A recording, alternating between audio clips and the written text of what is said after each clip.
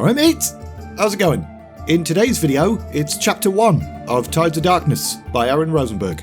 And then it's also Chapter 2 of Tides of Darkness by Aaron Rosenberg. Because otherwise the video is a bit short. So let's go! Peppa Pig World is very much my kind of place. As the group neared Capital City, Lothar couldn't help but feel a little bit impressed. Lordaeron's kingdom wasn't as tall as Stormwind, but what it lacked in height, it made up for in elegance. It's a mighty place, though I prefer a little more warmth. Look, see those towers over there on the horizon?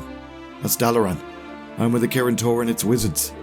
My home, before I was sent to Medivh. Maybe there'll be time for you to return, at least briefly. But for now we should concentrate on the task at hand. Let's hope the people here are as noble in their thoughts as they are in their dwellings. A short ride later, and the party had reached the main gates to the city. Guards stood by the entrance, though the gate itself was wide open.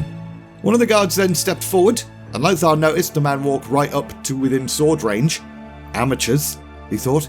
However, he forced himself to relax. This was not Stormwind. These were not seasoned warriors. They never had to fight for their lives. At least not yet, anyway.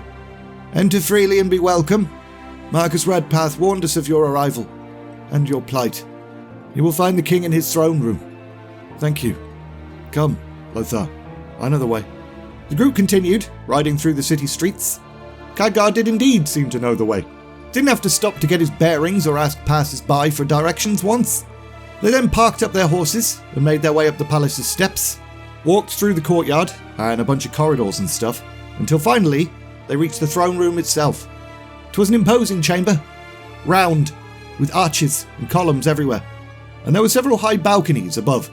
Probably for nobles to observe proceedings, but Lothar did appreciate their strategic value. Put a few guards with bows up there and ain't nobody going to try any funny business. Wait, was that a little boy hanging about up there? What's all that about? Oh well, probably no one of any real significance or importance. At the centre of the room stood a man in glittery armour, tall and broad. A proper king, Lothar thought. Just like Lane. One who would not hesitate to fight for his people. And for the first time in a while, Lothar felt hope. Yes? Who are you? And what do you wish of me? Your Majesty, I'm Anduin Lothar, a knight of Stormwind. This is my companion Khadgar of Dalaran, and this is Prince Varian Wrynn, heir to the throne of Stormwind.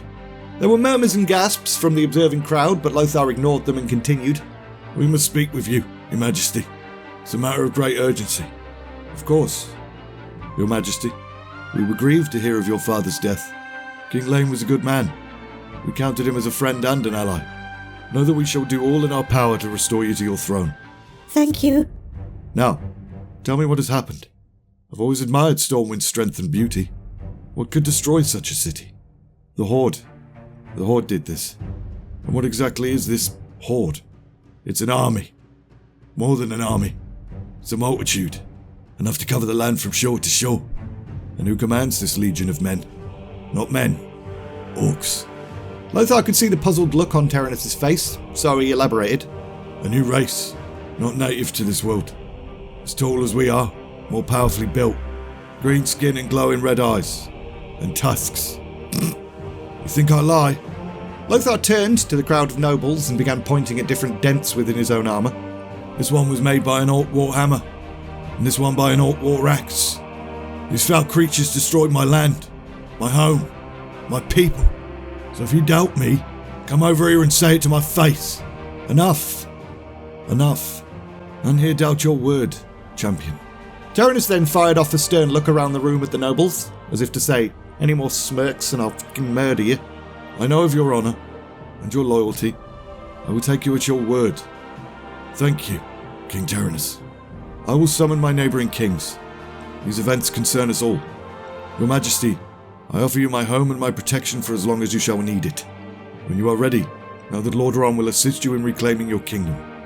That's most generous of you, Your Majesty. I can think of no safer and finer place for the prince to reach his maturity. Know, however, that we did not come here merely for sanctuary. We came here to warn you. For know this, the Horde will not stop at Stormwind. They mean to claim the entire world, and they have the might and the numbers to do it. Once they've finished with my homeland, they'll find a way across the ocean, and they will come here. You're telling us to prepare for war? Yes, a war for the very survival of our race. Orgrim Doomhammer, chieftain of the Blackrock clan but also Warchief of the Horde, stood and had a little look-see at the scene around him. Stormwind, or what was left of it anyway. It was mostly just burned buildings, bodies and rubble now, and the Warchief nodded to himself.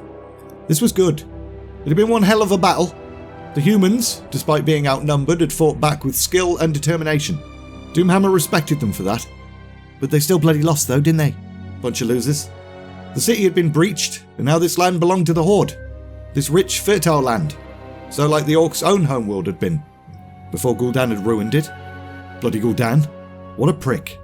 Thanks to that treacherous little shit, Orgrim had been forced to challenge his own chieftain, Blackhand. Forced to crush his former commander's skull. A man he'd sworn an oath to fight beside. But it had been time. Time to free the Orcs from corruption. Time to restore some semblance of honour to the Horde. Orgrim's thoughts were then interrupted as he noticed two figures approaching. One shorter than the average Orc, the other far taller, with two heads. Have you completed your task then? Not yet, noble Doomhammer. But I have at last shaken off the effects of my prolonged slumber. And I bring powerful news, drawn from that same long repose. Oh, your sleep's brought you wisdom, has it? It has shown me the path to great power. Power for you or for the Horde? For both. I've seen a place. Ancient, beyond imagining. Older even than the sacred mountain of our homeworld. It lies deep beneath the ocean, and within it rests a power that could reshape this world. We could claim it as our own, and none can stand against us. None can stand against us now. And I prefer the honest might of hammer and axe to whatever foul sorceries you've uncovered. Look what your scheming did the last time. I will not have you destroy our people further or wreck this new world just as we've begun to conquer it. This is far greater than your desires. My destiny lies beneath the waves, and there is little you can do to stop that. Have a care, Warlock. Remember what happened to your precious Shadow Council. I could crush your skull in an instant, and then where will your destiny lie? Orgrim then glanced up at the towering Cho'Gul. Ogres. Ugh. Twats. Do not think this abomination will save you either. I've felled ogres before. Even the Gron. I can and will do so again. Your goals are no longer important, Gul'dan. Only the Horde matters. For a second, Orgrim saw anger flicker within Gul'dan's eyes. Was the little prick not going to back down? One could only hope. Go on, try something, Orgrim thought. Give me no choice but to be rid of you. But the anger then vanished, to be replaced by caution and grudging respect. Of course, mighty Doomhammer. You are correct. The Horde must come first, and I have many new ideas to aid our conquest. But first, I shall deliver the warriors I promised. Unstoppable but fully under your control. Good. I will not ignore anything that can make our success more assured. Orgrim then turned away, dismissing the Warlock and his lieutenant, and both Gul'dan and Cho'Gul took the hint and buggered off. And once they were gone, Orgrim decided to sort out one of his own lieutenants. And he pretty quickly found him, just sort of hanging about. Zuluhed, Doomhammer, how goes the work? The same. A few months back, Zuluhed had approached Doomhammer and informed him of strange visions he was having. Visions of a particular mountain range, and a mighty treasure buried beneath it. And Doomhammer had always respected the older chieftain, so he granted him permission to lead his clan in search of that mountain. And after a few weeks, the Dragonmaw clan had indeed found something special. A golden disc that they'd named the Demon Soul. Doomhammer hadn't seen the artifact himself, but Zuluhed assured him that it was totes the real deal. Unfortunately, they were still having a bit of difficulty figuring out how the bloody thing worked. You assured me you could trigger its power, and I shall. I'll find the key, I know it. Once we tap its power, we'll use it to enslave our chosen servants. And with those beneath us, we shall rule the skies, and rain fire down on all those who stand against us. Excellent. Keep me posted, you goddamn maniac. Meanwhile, Gul'dan watched the Warchief from a few buildings away, being a sneaky bugger as per usual. What is he planning? I don't know. They've been secretive about it. I know it involves something the Dragonmaw found in the mountains. Half their clan is there now, but I don't know what they're doing. Well, whatever it is, it matters not. It'll keep Doomhammer distracted, and that works to our advantage. Keeps him from discovering our plans before we set them in motion. Are you going to replace him as Warchief? Me? No. I have no desire to march through the streets with an axe or a hammer. My path is the far greater one.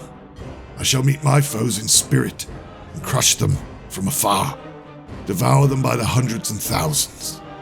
Soon all that was promised to me shall be mine. Doomhammer will be nothing against me. Even the might of the Horde will pale in comparison. And we're leaving it there! So, as you can see, I'm kind of playing it by ear with this one. If a chapter's long enough, it'll be one video. If not, you get 2 chapters for the price of 1 or something. Because I'm nice like that. But also I'm just hedging my bets so you guys don't expect 2 chapters every video or something. As usual, links in the description for the book, my Patreon page, my Discord, all of that stuff. If you enjoyed this video, like, subscribe, all of that bollocks. And all that's left to say is, thanks for watching, and see ya!